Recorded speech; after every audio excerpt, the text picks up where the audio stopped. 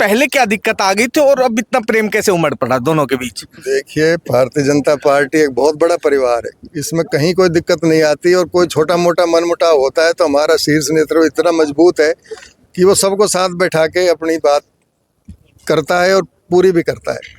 तो ऐसी कहीं कोई मनमुटाव की बात नहीं थी। मैंने तो शुरू से ही, पहले दिन से ही मीडिया ने जब मेरे से पूछा तो मैंने कहा हम परिवार हैं और आपस में बैठ के इस बात को हल कर लेंगे।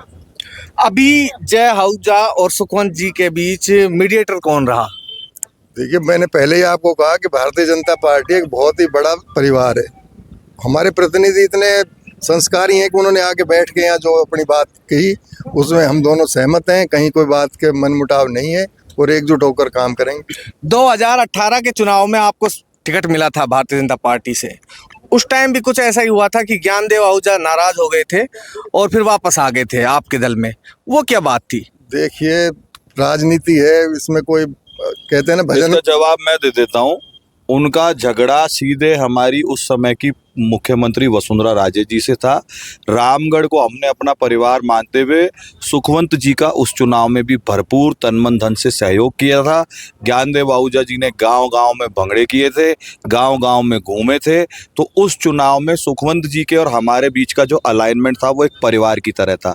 वसुंधरा जी के साथ जो वाद विवाद की स्थिति थी वो उस समय माननीय अमित शाह जी ने बैठ के सेटल कर दी थी। तो हमारे परिवार की ये परंपरा है कि घर में जब दो बर्तन बचते हैं तो घर का कोई पंच पटेल मुखिया आके उसका समाधान कर देता है। ऐसा ही होता है हमारे यहाँ। 2023 के चुनाव के बारे में मैं एक पूछना चाहता हूं सवाल कि एक कहा जाता है कि टिकट मिल गई तो देश बदल देंगे और टिकट नहीं मिली तो पार्टी बदल देंगे। 2023 के अंदर कुछ ऐसा ही किया था आपने? नहीं, ऐसा नहीं है। देखिए, वो कई बार परिस्थितियां इस तरह की हो जाती हैं कि कार्यकर्ताओं की बात माननी पड़ती है। लेकिन परिस्थितियां क्या थी यही पूछना चाहूंगा मैं। 2023 में कोई भारतीय जनता पार्टी के बारे में या भारतीय जनता पार्टी के परिवार के कार्यकर्ताओं के बारे में पूरा वीडियो जिसमें होंगे, कहीं कोई किसी ने टिप्पणी की हो, हाँ वो गलती थी, मैंने मानी। हमारे प्रभारी मंत्री राधा मोहन अग्रवाल जी ने मुझे भरी मीटिंग में पूछा, सुखवंत जी आप बताएं आपने गलती की कि नहीं की? मैंने कहा बिल्कुल की। तो उस समय उन्होंने ये कहा था कि फिर भैया ऐसा भी कोई व्यक्ति बताओ जिसने कोई गलती जिंदगी में नहीं की हो।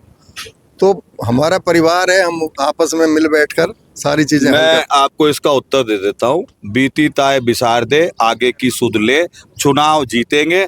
इन बातों को करके मीडिया को मैं ये कहना चाहूंगा कि अनावश्यक कड़वाहट नहीं फैलाएं।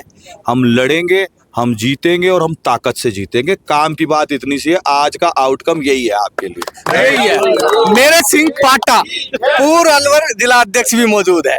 सब क्या हुआ था पिछले 3 दिन से, क्या हो रहा है अपने?